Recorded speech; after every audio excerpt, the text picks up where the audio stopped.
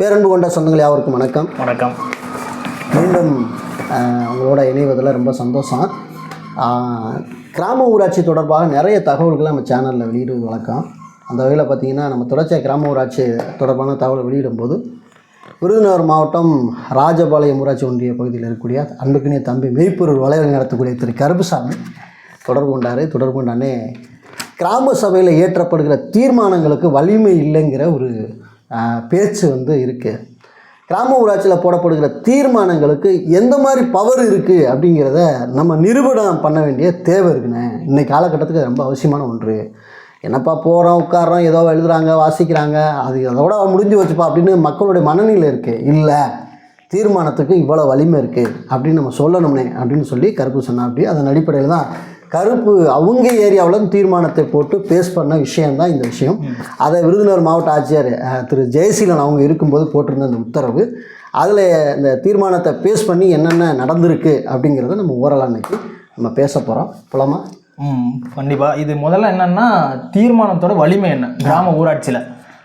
தீர்மானம் நம்ம எல்லாரும் கிராம சபைக்கு போகிறோம், தீர்மானங்கள் நிறைவேற்றுறோம், அதை ஃபாலோ பண்ணுறது இல்லை, நம்ம பின்தொடர்வதே இல்லை.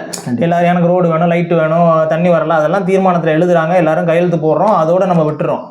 ஆனால் அந்த கருப்புசாமி அண்ணன் என்ன பண்ணியிருக்காரு அப்படின்னா, தீர்மானத்தை கிராம மக்களோட சேர்ந்து நிறைவேற்றிருக்காரு, அதை ஃபாலோ பண்ணியிருக்காரு. அவரே சொல்கிறாரு, அவர்கிட்ட பேசும்போது என்ன சொல்கிறாருன்னா, தீர்மானம் போட்டவுடனே நமக்கு நிறைவேறிடுமானா நிறைவேறாது, அதற்கான ஸ்கீம் கரெக்டான டயத்தில் வரணும், நம்ம ஸ்கீம் முன்னுரிமையில் இருக்கான்னு பார்க்கணும், அது அவங்க செயல்படுத்தக்கூடிய திட்டங்களில் நம்மளோட ஸ்கீமும் வருதான்னு பார்த்துட்டு நமக்கு வேணுங்கிறத நம்ம இந்த தீர்மானத்தை காமிச்சு நம்ம கேட்கணும். அப்படி கேட்டு தான் சில திட்டங்களை அவர் வாங்கியிருக்காரு.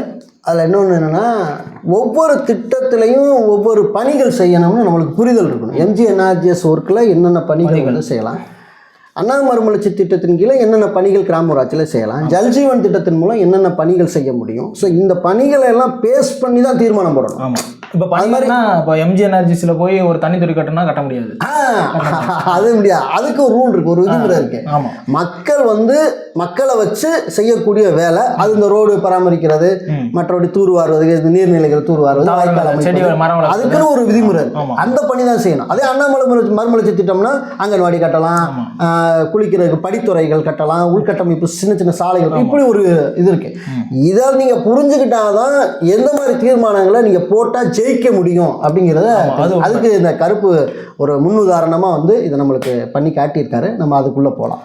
என்னன்னா, ராஜபாளையம் ஊராட்சி ஒன்றியத்திற்கு சில பணிகளை கலெக்டர் அவர்கள் ஒதுக்கீடு செய்து இந்த மாதிரி பணிகளை செஞ்சுக்கோங்கன்னு சொல்லி அனுமதி வழங்கியிருக்காரு. அதாவது செயல்முறை ஆணை கடிதம். ஆமாம். அனைத்து கிராம அண்ணா மறுமலர்ச்சி திட்டம் 2025-2026 ஆண்டு ராஜபாளையம் ஊராட்சி ஒன்றியம் 7 ஊராட்சிகளில் தேர்வு செய்யப்பட்ட 32 பணிகளுக்கு நிர்வாக அனுமதி வழங்கி உத்தரவிடல் தொடர்பாக ஆணை வழங்குறாரு. 7 கிராம ஊராட்சியில் 32 பணிகள். ஓகே. இதில் என்னன்னா, ஒவ்வொரு கிராம ஊராட்சிக்கும் அடிப்படை மானியமாக 30 லட்சம், மக்கள் தொகை மானியம். பார்வையில் ஒரு 3 அரசாணைகளை பேஸ் பண்ணி காட்டியிருக்காங்க தானே? ஆமாம். ஓகே ஓகே சரி சரி. இதில் என்னன்னா, அடிப்படை மானியம், ஊராட்சிக்கு அடிப்படை மானியம் 30 லட்சமும், மக்கள் தொகை மானியம், குக்கிராம மானியம் ஆகியவை கணக்கீடு செய்யப்பட்டு குக்கிராமம் எண்ணிக்கைக்கு 50 விழுக்காடும், மக்கள் தொகை எண்ணிக்கைக்கு 50 விழுக்காடும், மொத்த நிதியில் 2 விழுக்காடு நிர்வாக செலவுகள், தகவல், கல்வி, தொடர்பு, ஆவணப்படுத்துதல் மற்றும் திறன் வளர்ப்பு ஆகியவற்றை ஒதுக்கீடு செய்யப்பட்டு குளங்கள், ஊரணிகள் புனரமைத்தல், பொது பயன்பாட்டு கட்டிடங்கள், சமத்துவபுர சுடுகாடு, இடுகாடுகள், உட்கட்டமைப்பு வசதிகள், தெருக்கள், வீதிகள் மேம்படுத்துதல், தெருவிளக்குகள் மற்றும் வாழ்வாதாரம், சந்தைப்படுத்துதல் வசதிகள் என 6 பணிக்கூறு வாரியாக தேர்வு செய்யவும் தெரிவிக்கப்பட்டுள்ளது. அப்போ அனைத்து கிராம அண்ணா மறுமலர்ச்சி திட்டத்தில் பணிகள் வருது. ஓகே. ராஜபாளையம் வட்டாரத்தில் 2025-26 ஆண்டு தேர்வு செய்யப்பட்ட 7 கிராம ஊராட்சிகளில் இத்திட்ட வழிகாட்டி நெறிமுறைகளின்படி மேற்கொள்ளப்பட்ட கணக்கெடுப்பில் முன்னுரிமையின் அடிப்படையில் கண்டறியப்பட்ட பணிகளை ஒதுக்கீடு செய்யப்பட்ட பணிக்கூறு வாரியாக பணிகள் தேர்வு செய்யப்படுவதற்கான பிரேரணை உரிய அனுமதி வழங்க கோரி சம்பந்தப்பட்ட வட்டார வளர்ச்சி அலுவலகமிருந்து வரப்பட்டுள்ளது. இப்போ கிராம ஊராட்சியில் நம்மளுக்கு என்னென்ன தேவை நம்ம தீர்மானம் போகிறோம் இல்லையா? இந்த தீர்மானத்தை எல்லாம் வட்டார வளர்ச்சி அலுவலருக்கு போயிடுது. நம்ம கிளர்க்கு அனுப்புவாங்க. ஆமாம், அன்னைக்கு அந்த தீர்மானம் அஜெண்டாலே சொல்லிடுவாங்க. இன்று மாலைக்குள்ள அல்லது இன்னும் 2 நாள் தேதி கொடுத்து இத்தனை நாட்களுக்குள்ள இந்த அலுவலகத்துக்கு நீங்கள் அனுப்பி வைக்குமாறு கேட்டுக்கொள்ளப்படுகிறது. வீடியோக்கு அனுப்பிடுவாங்க. அவங்க அந்த குழு அதை பரிசீலனை செய்து அதை என்ன பண்ணியிருக்காங்கன்னா, எங்களுக்கு இன்னென்ன பணிகள் முன்னுரிமையாக தேவைப்படுது. இப்போ 300 தீர்மானம் போடுறோம்னா அதில் ஒரு 30 தீர்மானத்தை முன்னுரிமையின் அடிப்படையில் எமர்ஜென்சி முன்னுரிமைனா இப்போ ஒரு பாலம் உடைஞ்சிருக்குன்னா அந்த பாலம் இருந்தால் தான் நடக்க முடியும். Exactly correct. அதை முன்னுரிமைக்கு போயிடும். இப்போ ஒரு சாலை விபத்து ஏற்பட்டிருக்கு, அந்த இடத்துல சாலை குண்டு குழிமா இருக்குன்னா அதை முன்னுரிமைக்கு போயிடும். முன்னுரிமை இன்னொன்று என்னன்னா ஏர்லியே நம்ம போறோம். 2021 போட்டது, 22 போட்டது, இந்த மாதிரி தீர்மானங்கள் பழைய தீர்மானங்களுக்கு முன்னுரிமை கண்டிப்பா கொடுக்கும். ஓகே. அவசர தீர்மானங்களும் பழைய தீர்மானங்கள் அதை வச்சு முன்னுரிமை வரும். இதை வந்து பிடிஓ வந்து திட்ட வரைவு தயார் பண்ணி கலெக்டருக்கு அனுப்பிடுறாரு. கலெக்டர் வந்து இது அனுமதி கொடுக்குறாரு. உங்களோட திட்ட வரைவை பார்த்தேன், முன்னுரிமை அடிப்படையில் நான் வந்து இந்த பணிகளை வந்து நீங்க செய்வதற்கு நான் உங்களுக்கு ஆர்டர் கொடுக்குறேன், அனுமதி அளிக்கிறேன் அப்படின்னு சொல்லி 7 கிராம ஊராட்சிகளுக்கான நிதி ஒதுக்கீட்டில் பணிக்கூர் வாரியாக தேர்வு செய்யப்பட்ட பணிகளை ஒப்பந்த நடைமுறைக்காக கீழ்காணும் 6 தொகுப்புகளாக வழங்கப்பட்டுள்ளது. 6 தொகுப்புல ஃபர்ஸ்ட் அட்டவணை 1ல என்ன சொல்லியிருக்காங்கன்னா, கிராம ஊராட்சி வாரியாக பணிகள் விவரம், என்னென்ன பணிகள் நீ செய்ய போறீங்க, அதுக்கு எஸ்டிமேட் எவ்வளோ அமௌண்ட் வந்திருக்குன்னு சொல்லி அந்த 7 ஊராட்சிகளுக்கும் அவங்க குறிப்பிட்டிருக்காங்க. Okay, super.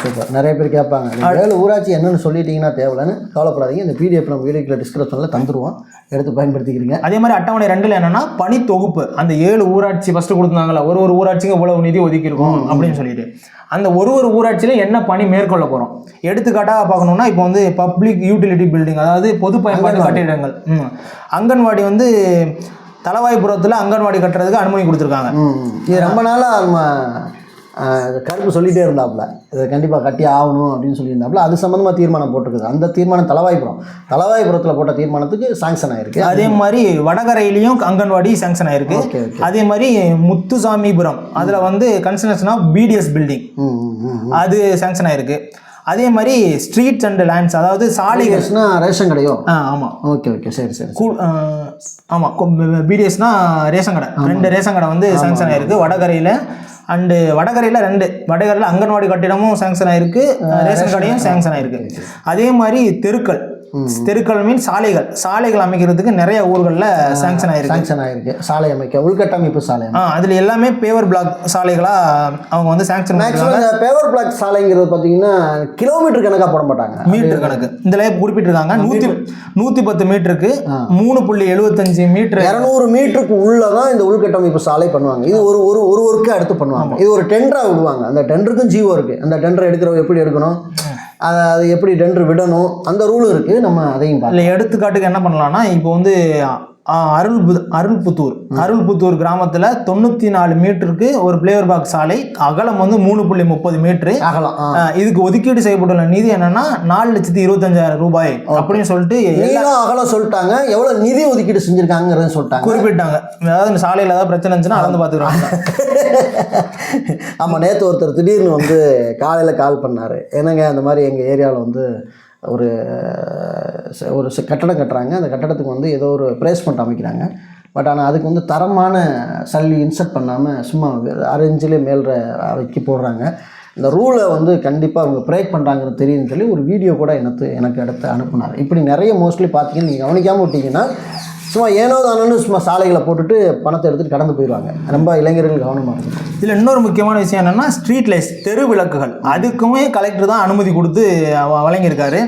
தெரு விளக்குகள் அமைக்கிறதுக்கு, தெரு விளக்குன்னா நம்ம இதானே புதிதான தெரு விளக்குகள் அமைப்பதற்கான வழிமுறையாக இருக்கும். ஆக்சுவலி ஏற்கனவே தெரு விளக்கு பராமரிப்பது என்பது வேற, அது வந்து நம்ம பொது நிதியிலேருந்து எடுத்து நம்ம கிராம ஊராட்சியில். ஆமாம், இது வந்து நம்ம புதுசாக அமைக்கிறதுக்கு இப்போ மின்கம்பம் அமைச்சு தெரு விளக்கு அமைக்கும் பணி இருக்கு இல்லையா, இதுக்கு வந்து ஒரு ஊருக்கு வந்து ரொம்ப நாளாக தெருவிளக்கு இல்லாமலே இருக்குது, ஒரு 10 கம்பம் நட்டு தெருவில் கொண்டு போகணும். இதற்கான சாங்ஷன் வந்து பண்ணியிருப்பாங்க. இதில் என்னென்னா அருள்புத்தூர் அந்த கிராமத்தில் என்ன பண்ணியிருக்காங்க அப்படின்னா, ஸ்ட்ரீட் லைட் 5 ஸ்ட்ரீட் லைட் அமைப்பதற்காக, தெருவிளக்குகள் அமைப்பதற்கு 150 மீட்டருக்கு அந்த ஸ்ட்ரீட் அருள்புத்தூர் டு மீனாட்சிபுரம் ரோட்ல அமைக்கிறதுக்கு அவங்க வந்து 150 மீட்டர் தொலைவில் 5 போர்டு ஊண்டி லைட் அமைக்கிறதுக்கு இதுக்கு 12,500 ரூபாய் ஒதுக்கீடு செய்யப்படும். Okay, super. அந்த மாதிரி விஷயங்கள்லாம் இருக்கு. அப்புறம் ஒரு புதிய மார்க்கெட்டு 12,000 இல்லை 12,500 தான். ஓகே, 12,500 ரூபா போட்டிருக்காங்க. ஓகே, 25 அடுத்த ஒரு ஊரில் ஜமீன் நல்ல மங்கலம், அந்த ஊரில் 25 போல் ஓடுறதுக்கு 62,500 ரூபாய் ஒதுக்கீடு பண்ணியிருக்காங்க. சரி.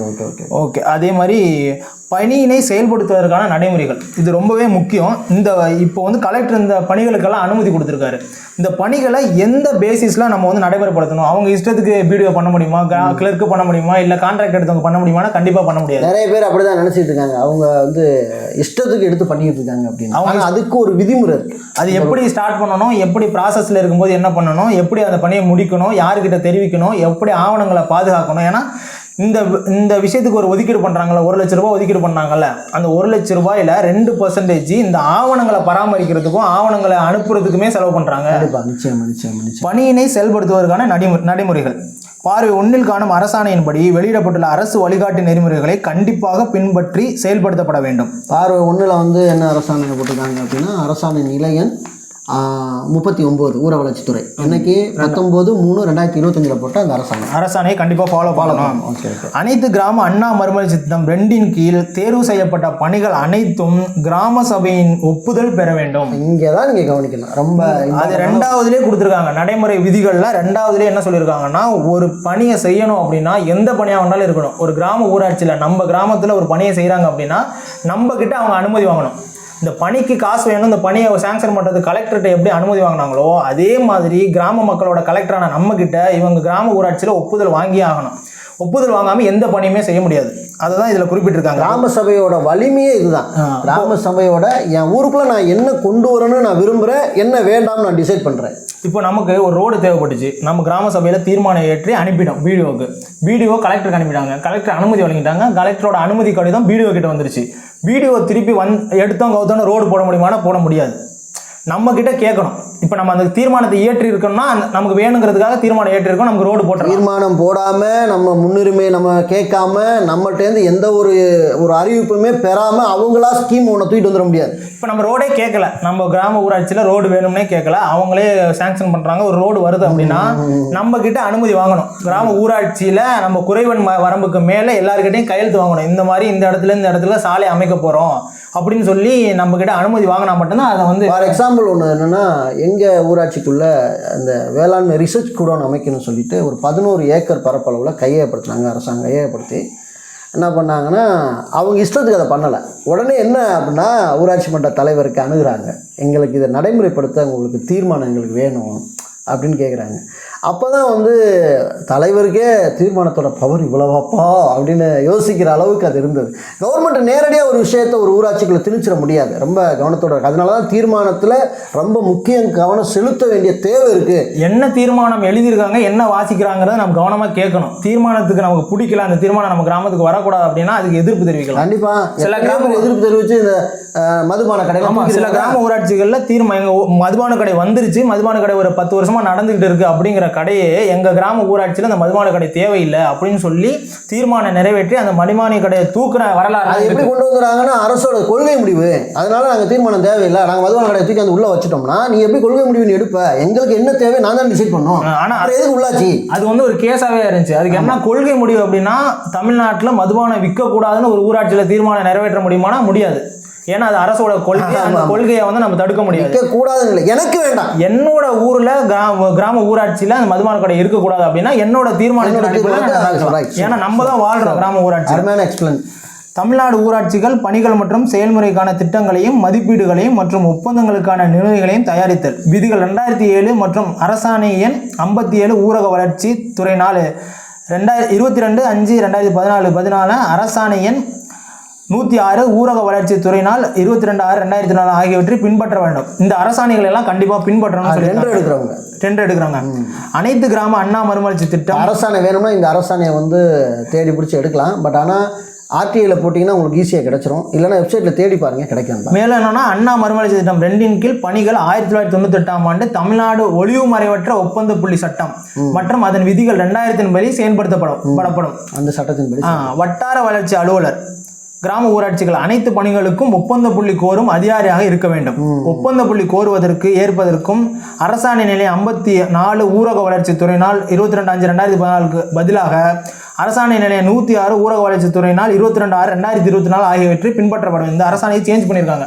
2014 போட்ட அரசாணைக்கு பதிலாக இப்போ ஒப்பந்தம் கூடுறவங்க அப்படின்னா 2024 உள்ள அரசாணையை ஃபாலோ பண்ணணும்னு சொல்லி. என்னன்னு கேட்டிங்கன்னா, நான் இந்த ரோடு வேலையை எடுத்து பார்க்கலாம்னு நினைக்கிறேன். பொது வழியில் அரசாங்கம் டெண்டர் விடும்போது நம்ம கிராம ஊராட்சியில் நம்ம தீர்மானம் போட்டு டெண்டர் விடுவோம். இந்த வேலை இப்போ வந்திருக்கு, இந்த வேலை யார் செய்ய போகிறீங்கன்னு போது இதை எடுத்து என்ன செய்யணும், பிடிஓட்ட நாங்கள் டெண்டர் எடுத்து அதை பார்க்க போகிறோன்னு விண்ணப்பிப்பாங்க. அதான் ஆமாம், அதுக்கு ஒரு ரூல் இருக்கு.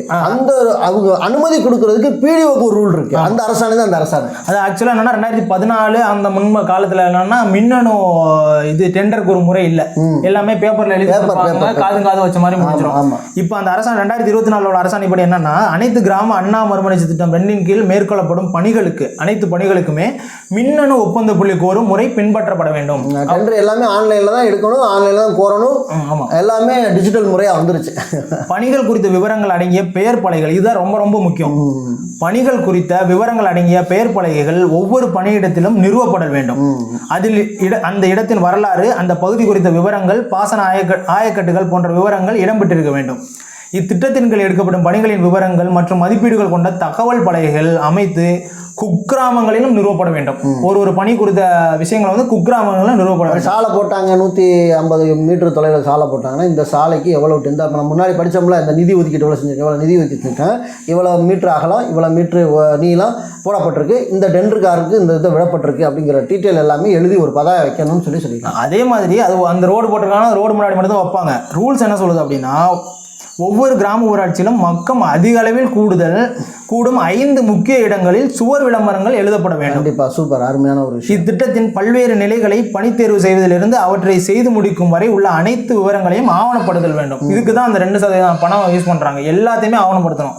எப்போ வண்டி வந்துச்சு, எப்போ பொருள் இறங்குச்சு, எப்போ, அது எல்லாமே ஆவணப்படுத்தணும். இந்த ஒரு சாலை போட்டதுக்கான ரெக்கார்ட்ஸு, அந்த எல்லாமே பார்த்தீங்கன்னா அவங்க கிராம ஊராட்சியில் ஒரு ஃபைலாகவே பராமரிக்கணும். ஒரு சாலை அப்படின்னா இந்த வேலை எண் 32, இந்த ஃபைபர் பிளாக் சாலை அப்படிங்கிறதுக்கு ஒரு தனியாகவே ஒரு எம்புக்கு வந்து அவங்க கிரியேட் பண்ணணும். அந்த எம்புக்கில் வந்து அந்த ஃபோட்டோஸு, அவங்க சல்லி பரப்புனது, வந்தது, கொட்டுனது எல்லா புகைப்படமுமே அதில் வைக்கணும். மேக்ஸிமம் எம்புக்கு நீங்கள் கலாய் பண்ணிங்கன்னா உங்கள் கிராம ஊராட்சியில் எத்தனை இந்த மாதிரி விஷயங்கள் நடந்திருக்குங்கிறத, பெரிய பெரிய வேலை நடந்திருக்கு அப்படிங்கிறத, பெரிய வேலை நடந்திருக்குன்னா எம்பு கொடுங்கன்னு கேட்டுருவோம். பெரிய வேலை, எம்பு கொடு, பெரிய வேலை யாருக்கு இருக்கா கொடு, போட்டோ எடுத்தியா காட்டு அப்படின்னா முடிஞ்சு. எம்புக்கு கண்டிப்பாக மெயின்டைன் பண்ணி ஆகணும். எம்பு கண்டிஷனை மெயின்டைன் பண்ணி ஆகணும்ல. பணிகள் தொடங்குவதற்கு முன்னரும் நடைபெறும் போதும் திட்டத்தால் ஏற்படும் பயன்களை காட்டும் நிழற்படங்கள், ஒளிநாடாக்கள் போன்றவற்றை தயார் செய்யப்பட வேண்டும். பயனாளிகளின் பார்வையில் இத்திட்டத்தில் உருவாக்கப்பட்ட சமுதாய சொத்துக்களை அடிப்படையாக கொண்டு வெற்றி கதைகள் தயார் செய்யப்பட வேண்டும். பணிகள் தொடங்கும் போது, நடைபெறும் போது, முடிவுற்ற பின்னரும் ஆகிய 3 நிலைகளிலும் வண்ண புகைப்படங்களை இணைத்து உரிய சான்றுகளுடன் சொல்லிட்டாங்களா? அதாவது பணிக்கு முன்னாடி எப்படி அந்த இடம் இருந்துச்சு, பணி நடக்கும்போது எப்படி இருந்துச்சு, பணி முடிச்சதுக்கு அப்புறம் எப்படி இருக்கு, உரிய சான்றுகளுடன் முடிவறிக்கையினை அனுப்பப்பட வேண்டும். நிர்வாக அனுமதி அளிக்கப்பட்ட பணிகள் பெயர், இடம், மதிப்பீட்டு தொகை ஆகியவற்றை எக்காரணத்தினை முன்னிட்டும் மாற்றக்கூடாது. கண்டிப்பாக. அதாவது நிர்வாக அனுமதி அளிக்கப்பட்ட பணிகள் பெயர், இடம், மதிப்பீட்டு தொகை, அதாவது இப்போ இந்த ஸ்ட்ரீட்ல போட்டாங்க அப்படின்னா அந்த ஸ்கீமை தூக்கி கொண்டு இன்னொரு இடத்துல போடக்கூடாது. அதாவது ரோடு வந்து இங்கேருந்து இங்கேன்னு சொல்லி, அதாவது கருப்புசாமி வீட்டிலேருந்து 2வது தெருவில் கருப்புசாமி வீட்டிலேருந்து குப்புசாமி வீடு வரைக்கும் ஒரு சாலை கொடுத்துருக்காங்கன்னா அந்த இடத்துல ரோடு போடாமல் அந்த ரோட்டை வேற இடத்துல போடவே கூடாது. நம்ம ராமசாமி வீட்டிலேருந்து நம்ம பெரியசாமி வீட்டுக்கு போடுற மாத்திரம்னா மாற்றக்கூடாது. நீதான் கருப்புசாமி குப்சாமி எக்காரணத்தை கொண்டு முன்னிட்டு மாற்றக்கூடாது. கூடுதல் செலவினம் அனுமதிக்கப்பட மாட்டாது. எவ்வளோ கொடுத்துருக்கோம் அவ்வளோதான். ஐயா டெண்டர் எடுத்தவங்க எங்களுக்கு லாஸ் ஆகி போச்சு, கூட ஒரு 50,000 போட்டு கொடுங்கன்னு சொன்னா வாய்ப்பு இல்லை ராஜா. நீ எடுத்த பணிதான் வராது. நீங்கள் அந்த அளவுக்கு தரமாக ரோடு போட்டு இருக்காங்க. பணிகளை செயல்படுத்தும் ஒப்பந்ததாரர் பணியில் காலதாமதம் செய்தால் உரிய அபராதம் விதிக்கப்படும். குறிப்பிட்ட காலவரம்பு ரொம்ப முக்கியம். இத்தனை மாதத்துக்குள்ளே தான் இந்த வேலையை முடிக்கணும்னா அத்தனை மாதத்துக்குள்ளே முடிச்சிருக்கணும். 2021 ஆரம்பிச்சு சாலை இன்ன வரைக்கும் போடாமல் இருக்குன்னா இந்த ஜியோ ஃபாலோ பண்ணுங்க. பணி செயல்படுத்தும் அலுவலர் பணியினை ஒவ்வொரு நிலையிலும் ஆய்வு செய்தல் வேண்டும். பணி செயல்படுத்தும் அலுவலர்னா பிடிஓ. ஆமாம். அவ்வாய்வு அறிக்கையினை இவ்வலுவலகத்திற்கு அனுப்பிவிட வேண்டும். அலுவலகம்னா கலெக்டருக்கு அனுப்பியிருக்கணும். அதுக்கு அந்த பணியை ஆய்வு செய்யறதுக்கு ஓவர்சியர் இருக்காங்க, ஜோனல் பிடிஓ இருக்காங்க. அடுத்தடுத்து அந்த பணிகளை ஆய்வு செய்து திட்ட அறிக்கையை வந்து ரெடி பண்ணி, அந்த அறிக்கையை ரெடி பண்ணி நம்ம பிடிஓ நான் ஆய்வு செஞ்சு இந்த நிலையில் இருக்குது அப்படிங்கிறது. அதற்கான பதிவுகளை டிஎன்ஆர்டி இணையதளத்தில் உள்ளீடு செய்தல் வேண்டும். இப்பணிகள் இதற்கு முன்னர் செயல்படுத்தவில்லை என்பதை உறுதி செய்து கொள்ள வேண்டும். அதாவது இப்போ கருப்புசாமி வீட்டிலேருந்து குப்புசாமி வீடு வரைக்கும் ஒரு ரோடு போட்டிருக்காங்க அப்படின்னா மறுபடியும் அந்த ரோடுக்கே நம்ம வந்து பிடிஓ அனுப்பி அனுமதி வாங்கி இந்த மாதிரி ரோடு மறுபடியும் போட்டுட்டோம்னு போடக்கூடாது. ஏற்கனவே இந்த வேலை நடக்கலைங்கிறது அதானே. அடுத்து அவ்வப்போது அரசினால் வழங்கப்படும் வழிகாட்டி நெறிமுறைகள் தவறாமல் பின்பற்றப்பட வேண்டும். தேர்வு செய்யப்பட்ட ஒவ்வொரு கிராம ஊராட்சிக்கும் வரவு செலவுகள் மற்றும் வட்டி குறித்து வட்டார வளர்ச்சி அலுவலர் ஒவ்வொரு கிராம ஊராட்சிக்கும் தனித்தனி பக்கங்கள் ஒதுக்கி பரேடு ஒன்றை பராமரித்தல் வேண்டும்.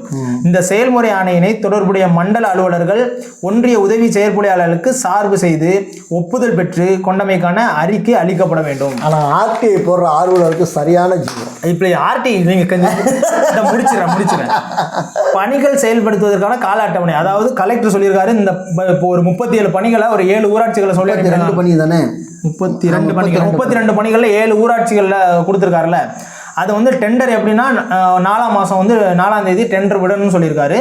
அது டெண்டர் வந்து 15ஆம் தேதிக்குள்ளே கம்ப்ளீட் பண்ணிடணும். டெண்டர் எடுக்கிறவங்க எடுத்துக்கணும். வேலை செய்வதற்கான அனுமதி இருக்குல்ல, ஒர்க் ஆர்டர், அந்த டெண்டரை எடுத்து 2 நாள் கழிச்சு இந்த வேலையை நீங்கள் தொடங்கலாம்னு சொல்லி ஒர்க் ஆர்டர் இஷ்யூ பண்ணிடணும் அப்படின்னு சொல்லியிருக்காரு. இந்த 7 ஊராட்சிகளை மட்டும் இந்த 32 பணிகளுக்கு எவ்வளோ ஒதுக்கீடு செய்யப்பட்டிருக்கு அப்படின்னா 2,75,35,913 ரூபாய் அதை வந்து ஒதுக்கீடு பண்ணியிருக்காங்க. இதை குறிப்பிட்டு கலெக்டர் வந்து மாவட்ட ஆட்சியர் விருதுநகர் வந்து கையெழுத்திட்டு வந்து இந்த செயல்முறை கடிதம் பார்த்தீங்கன்னா 4/4/2025 திரு ஜெயசீலன் அவங்க கலெக்டர், உண்மையான கலெக்டர், அவங்க இருக்கும்போது இம்ப்ளிமெண்ட் பண்ண இந்த அறிக்கை. ஆமாம், இந்த பணி வந்து இதில் குறிப்பிட்டிருக்க பணி வந்து செயல்படுத்தப்பட்ட இப்போ வந்து மாதம் 9ஆம் மாதமா இது செயல்படுத்தப்பட்டிருக்கா அப்படின்னு சொல்லி கருப்புசாமி கேட்கும்போது இன்னும் 1 மாதத்துலேயோ 2 மாதத்துலேயோ முடிக்கிற நிலைமையில இருக்கு அந்த பணிகள் அப்படின்னு சொல்லி அவர் குறிப்பிட்டிருக்காரு. சொன்னார். உண்மையிலே கருப்புக்கு எங்களுடைய மனமார்ந்த பாராட்டுக்கள். அது மட்டும் இல்லை, நம்முடைய சேனல் பார்த்துட்டு இருக்க எண்ணற்ற இளைஞர்களுக்கு இது ஒரு ஊக்கம் மூட்டும் ஒரு சக்தியாக இருக்கும் இல்லையா? கண்டிப்பாக, நிச்சயமாக. என்னங்கடா நீங்கள் கிராம ஊராட்சியில் வந்து வீடியோ போடுறீங்க, ஆர்டின்றீங்க, இதுன்றீங்க ஒன்றுமே இல்லை அப்படின்னா ஒரு இளைஞன் வந்து எவ்வளோ அருமையாக வந்து தீர்மானத்தை பேஸ் பண்ணி சாதிச்சு காட்டிடலாம் பாருங்க. இது போல் நீங்களும் வந்து நினைக்கலாம். இருங்க முடியல வேற என்னமோ சொல்ல போகிறாங்க கடைசியில் இதை வச்சு இப்படி ஆர்டிஐ போடலாம். அது தனியாக இருக்குது. அதான் சொல்லிட்டேனே, சாப்டர் தனி. அது வந்து அடுத்த வீடியோவே வந்து பார்த்தீங்கன்னா 20 நிமிஷத்துக்கு மேலே ஆச்சு இந்த வீடியோ. அதனால இல்லை உங்களை உட்கார வச்சு ஒரே இடத்துல பாடம் சொல்லிட்டு, ஆனால் நிறைய பேர் நாங்கள் படுக்கும்போது கூட காதில் வச்சுக்கிட்டு உங்கள் வீடியோ கேட்டுக்கிட்டே இருக்கோம். உண்மையிலே உங்களெல்லாம் நான் வந்து மனமார்ந்த நன்றி சொல்லிக்கிறேன். ஏன்னா இந்த காலத்தில் ஒரு நிமிஷம் ஷார்ட் வீடியோ பார்க்குற உலகமாக மாறிடுச்சு இல்லையா? 20 நிமிஷம் ஒருத்தர் வீடியோ பார்க்குறாருன்னா ஆத்தி நீங்களாம் வேறு லெவல் அப்படின்னு சொல்லலாம். உண்மையில் இதில் இருக்க ரூலை பேஸ் பண்ணி கிட்டத்தட்ட ஒரு 15 கேள்விகளுக்கு பக்கமாக நம்ம உருவாக்கி நிச்சயமாக ஆர்டிஐ ரெடி பண்ணி உங்கள் ஏரியாவில் என்னென்ன திட்டப்பணிகளை, இந்த எம்ஜிஎன்ஆர்ஜிஎஸ் ஒர்க்காக இருக்கலாம், அண்ணா மறுமலர்ச்சி திட்டமாக இருக்கலாம், இந்த திட்டத்தை பேஸ் பண்ணி நம்ம எப்படி வந்து ஆர்டிஐயில் நம்ம தகவல்களை கேட்கலாங்கிறத நிச்சயமாக நானும் பரவசம் உருவாக்கி அதற்கான எதுக்காக அந்த கேள்விகளை கேட்டிருக்கோம், அந்த கேள்விகள் மூலமா நமக்கு என்ன மாற்றம் வரும் அப்படிங்கிறதையும் நம்ம சொல்லி நிச்சயமாக நாங்களும் உங்களோட சேர்ந்து அந்த நாளில் ஒரு தேதியை சொல்கிறோம். அந்த தேதியை வந்து நம்ம எல்லாம் ரெடி பண்ணி நீங்களும் பிரிண்ட் எடுத்து அந்த தேதியில் நம்ம எல்லாம் ஒட்டுமொத்தமாக அவங்க ஊராட்சி ஒன்றியத்துக்கு ஆர்டி அனுப்பும் பணியை செய்யலாம். இது நல்லா இருக்குல்ல? கண்டிப்பாக சிறப்பாக நம்ம செய்வோம். மகிழ்ச்சி தோழர்களே. நன்றி. மீண்டும் ஒரு வீடியோவில் சந்திக்கலாம். நன்றி, வணக்கம்.